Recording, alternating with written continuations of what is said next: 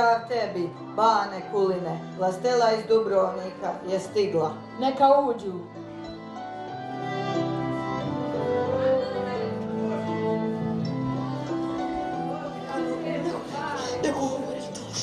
Pozdravi vam.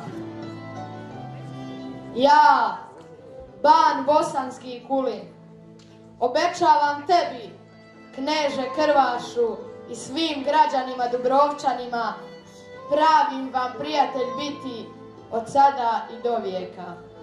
I pravicu držati sa vama i pravo povjerenje dokle budem živ.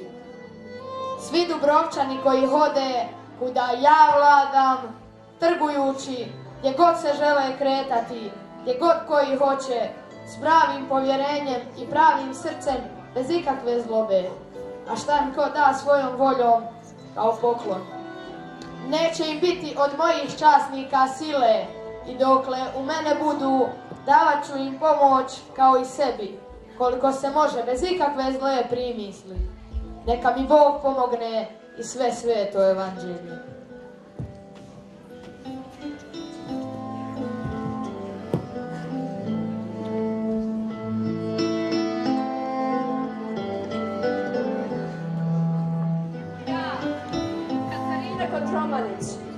Rođena u porodici herceg Stjepana Kosače u zemlji Humskoj, svoju ranu mladost, svoje djetinjstvo provedoh na dvorovima u Humskoj zemlji, u tvrđavi u gradu Blagaju, pored izvora rijeke Bune. Doba moje vladavine je veoma teško. Šta da radim? Zemlja je u opasnom stanju. Dragi Kuline, dragi Tvrtko, prethodnici moji, pomozite mi, posavjetujte me, šta da radim. Katarina, ne znam šta da ti kažem. U moje vrijeme je bilo puno drugačije. I u moje vrijeme nije bilo sjajno, ali ne znam ni ja šta da ti kažem za tvoju situaciju. Kako je to bilo u vaše vrijeme? Da li ste imali problema kao što ih ja imam? Draga Katarina, svaki vladar ima problema. Bez problema se ne može vladati, to svi znamo. Koliko znam, doba tvoje vladavine je bilo vrijeme blagostanja, a to dokazuje i poznata poslovica za Kulina Bana i dobrih dana. Pa dobro, bilo je lijepo u moje vrijeme, ali izgleda da je ova naša zemlja toliko zanimljiva i lijepa da je teško učiniti je mirno. Tvrtko, šta se dešavalo u tvoje vrijeme? Ne brini Katarina, moje je vrijeme bilo veoma burno na našu zemlju. Bilo mi je teško, iako sam bio najveći vladar u historiji srednjovekovne Bosne i Bosnu učinio najsnažnijom jugoslavenskom zemljom. Ipak sam imao velikih problema. Silno su je željeli i ovi sa istoka i ovi sa zapada. Ali si uspio, Tvrtko, i ti Kuline, ali ne znam kako ću ja. Osmanlije su stalno oko nas, nisam sigurna koliko ću izdržati.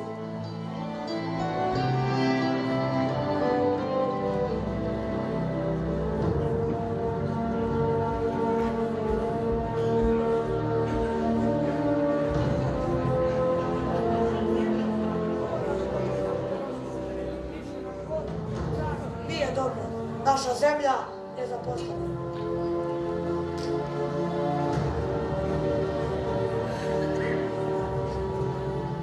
Ja, sultan Mehmed Fatih, Bosnu nisam osvojio da bi ona bila zapostavljena, da bi u njoj bio nered. Ti, kapetane Gradaševiću, to dobro znaš. Mi možemo sami živjeti, ne treba nam niko. Šta ti misliš, Mehmed Paša? I ja mislim da nisi u pravu, Gradaševiću. Bosanci su vijekovima bili privilegovan narod u Osmanskom carstvu. U moje vrijeme su bili zadovoljni i nije mi jasno šta se sada dešava. Nije sada kao nekada. Ja vjerujem da si ti, uvaženi sultanu Mehmed Fatihu, imao dobre namjere kada si osvajao moju zemlju. Kao i to da su Bosanci bili privilegovani. Ali vjerujte mi, sada je druga situacija. Čuo sam da hoće da nas prodaju. Prodaju? Pa prodaju. Dobro ste čuli. Austriji. Nevjerovatno. Nije moguće.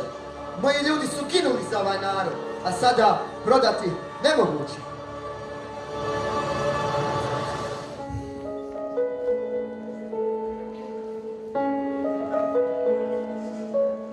Kažeš, prodajete Bosnu, a koliko tražite? Pa nisam siguran. ali razmišljali smo o tome. Da ja tebi dam nekoliko hiljada i da završimo s Bosnom.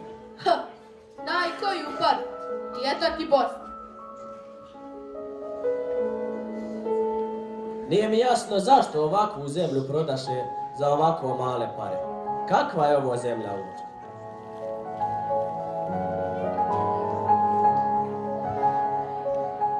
A zemlju Bosnu svi su htjeli da prigrle i proglase svojom. A mi nismo ničiji, uvijek smo na nekoj međi, uvijek nečiji miraz. Zar je onda čudno što smo siromašni? Stoljećima mi se tražimo i prepoznajemo, uskoro nećemo znati ni ko smo. Zaboravljamo već da nešto i hoćemo. Drugi nam čine čast da idemo pod njihovom zastavom jer svoje nemamo. Mame nas kad smo potrebni, a odbacuju kad odslužimo. Najtužniji vilajet na svijetu, najnesretniji ljudi na svijetu. Gubimo svoje lice, a tuđe ne možemo da primimo. Odkinuti, a ne prihvaćeni. Strani svakome i onima čiji smo rod i onima koji nas u rodu ne primaju. Živimo na razmeđi svjetova, na granici naroda, svakome na udaru, uvijek krivi nekome. Na nama se lome talasi istorije kao na grebenu. Sila nam je dosadila i od nevolje smo stvorili vrlinu. Postali smo pametni iz prkosa. A 25. novembra 1943. godine naši narodi su nešto odlučili.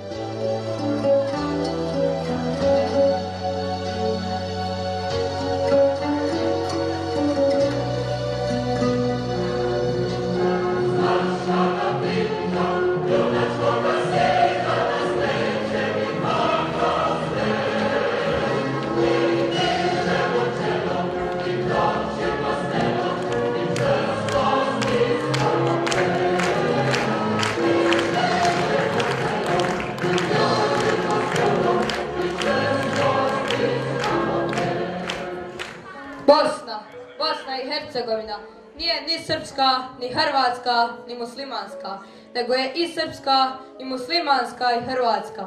To su odlučili narodi i narodnosti. Smrt fašizmu, drugovi! Sloboda narodu!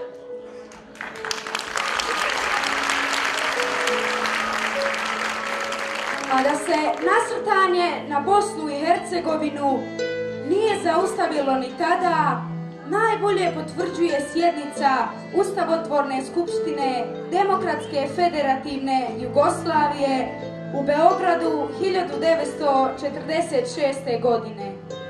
Tada je naš Mostar i naša domovina imala jednog Husagu Čišića, najistaknutijeg bošnjačkog političara i intelektualca koji je dao izuzetan značaj doprinosu, očuvanju i jačanju državnog identiteta Bosne i Hercegovine.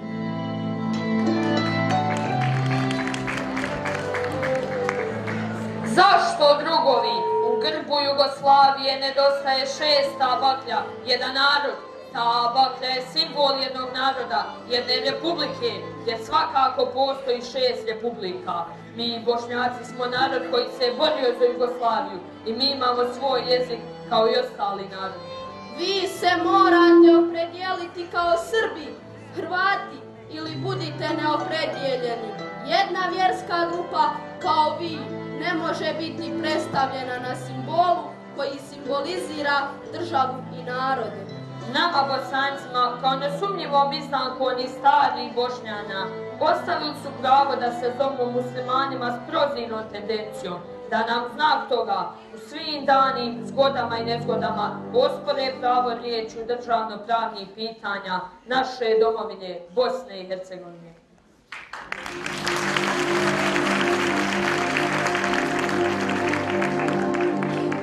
Tek 1974. godine Bošnjacima u Bosni i Hercegovini dozvolili su da se zovu muslimani sa velikim slovom M. Građani Socijalističke Republike Bosne i Hercegovine 29. februara i 1. marta 1992. godine izglasali su nezavisnost Bosne i Hercegovine. I nakon kratkog mira 1992. godine dogodio se novi nasrtaj na našu domovinu. Ali Bosna i Hercegovina imala je svoje sinove i očeve koji su uvijek život svoj spremni bili dati za svoju domovinu Bosnu i Hercegovinu. Pod vodstvom predsjednika Alije Izetbegovića sačuvali smo našu domovinu od neprijatelja sa istoka i sa zapada.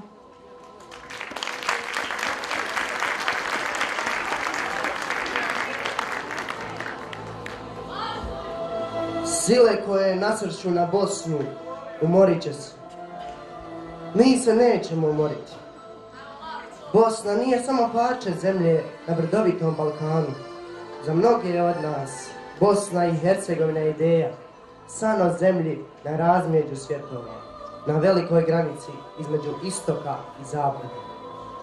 To je zemlja više vjera i nacija, a stoga i zemlja tolerancije, jer svako može da misli i vjeruje kako želi, jer ne smije biti nasilja nad čovjekom, jer neće biti nepravde. To je bio naš san o Bosni. I samo takva Bosna može da postoji i opstane. Velikim Bogom se kunemo da robovi biti nećemo.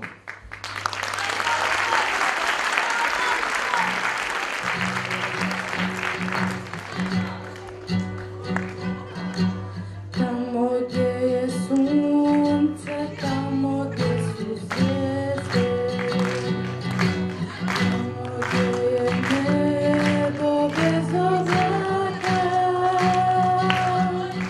gdje se čiste duše gnjezde,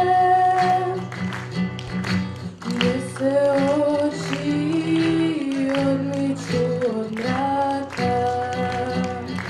Na tu stranu ja okrećem glavu,